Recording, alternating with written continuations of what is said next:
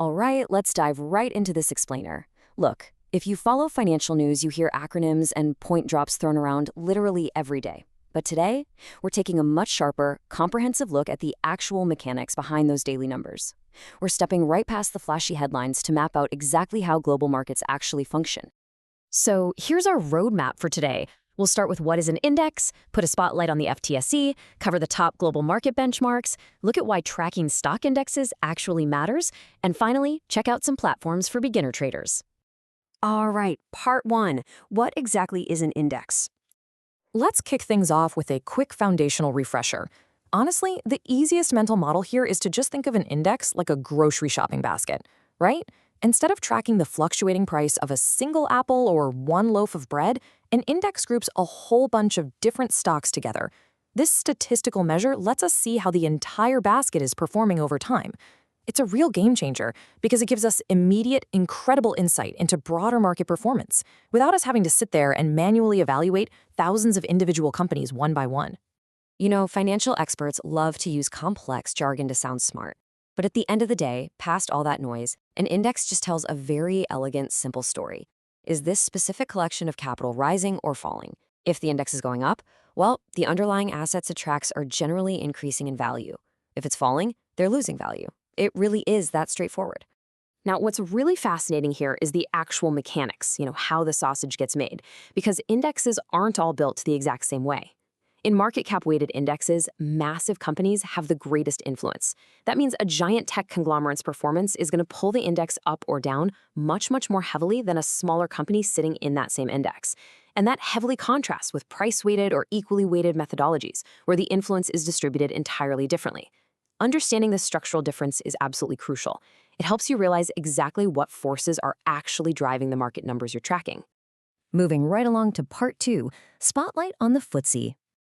Let's look at a real-world example. The Financial Times Stock Exchange, or the FTSE, is a critical tool that investors use to take the temperature of the British economy. It's managed by the London Stock Exchange, and its most prominent index is, for sure, the FTSE 100. That one actively tracks the 100 largest and most traded companies listed there by market capitalization. But hey, the story doesn't end with just those corporate giants. The FTSE 250 and FTSE All-Share step in to track those smaller mid-cap companies and give a broader market context. Simply put, when you want a highly accurate read on the health of the UK economy, this is your absolute go-to indicator. Okay, section 3. Let's talk top global market benchmarks. Zooming out to the global stage, major benchmarks exist to gauge specific economic sectors all around the world. Over in the US, the S&P 500 aggregates the 500 largest publicly traded companies, giving you this massive cross-section of the economy. Meanwhile, the Dow Jones drills down into just 30 historic heavy-hitting giants. But it definitely gets more nuanced than that. Contrast the heavily tech and growth-focused American Nasdaq Composite against, say, the industrial and manufacturing backbone tracked by Germany's DAX 30. And over in Japan, the Nikkei 225 serves as the premier barometer for the Tokyo Stock Exchange. So these aren't just random lists of companies. They're the absolute gold standards for measuring specialized economic performance worldwide. Now, when we're looking at sheer size, market capitalization, and trading volume, American exchanges like the NYSE and the Nasdaq are currently the undisputed kings of global finance. I mean, we're talking about massive engines processing literally billions of dollars in daily transactions. And sure, global rankings will naturally shift over time due to macroeconomic changes or shifting investor behavior, but these top stock exchanges consistently remain the ultimate heavyweights. They really drive the pulse of global finance. Which brings us to section 4, why track stock indexes?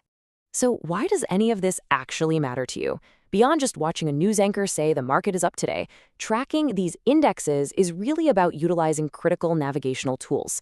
For an informed investor, these benchmarks do a lot more than just show upward or downward momentum. They actually allow you to rigorously benchmark your own individual portfolio's performance against the broader market reality. And more importantly, they give you that macro-level context you absolutely need to execute timed market strategies. They guide the analytical decisions behind exactly when to enter a position or, when to pack up and sell. Finally, section 5. Let's look at platforms for beginner traders. Modern trading platforms have massively optimized how we actually interact with these markets. Just looking at the real value these brokers provide, take AvaTrade, for example. They integrate trading central insights directly into their app, actively highlighting potential buy or sell opportunities based on technical analysis patterns. Pretty neat, right? Then there's FX Pro, which uses a no-dealing desk model. For a trader, this is huge. It means trades are routed directly to the market, which drastically reduces any internal conflicts of interest. And for anyone looking to test out strategies with minimal initial risk, platforms like XNES offer incredibly accessible account types. We're talking minimum deposits sitting as low as just $10. But of course, sophisticated tools really require a solid operational framework to back them up. Utilizing core strategy guides is completely essential for rounding out your market approach. Resources highlighted in the research, like Forex Trading, a Beginner's Guide, and Forex Price Action Scalping, serve as phenomenal foundational reading. They're just so good at translating those dense financial complexities into highly actionable terms. Because in trading, continuous learning is precisely how you protect your capital and keep your strategic edge razor sharp. So, we've refreshed the core definitions, mapped out the varied landscape of global exchanges, and evaluated the modern platforms that grant you direct access to the action. You now have the complete roadmap to understand the mechanics of the global markets. The only question left is, are you ready to beat them? Thanks so much for joining me on this explainer, and happy investing.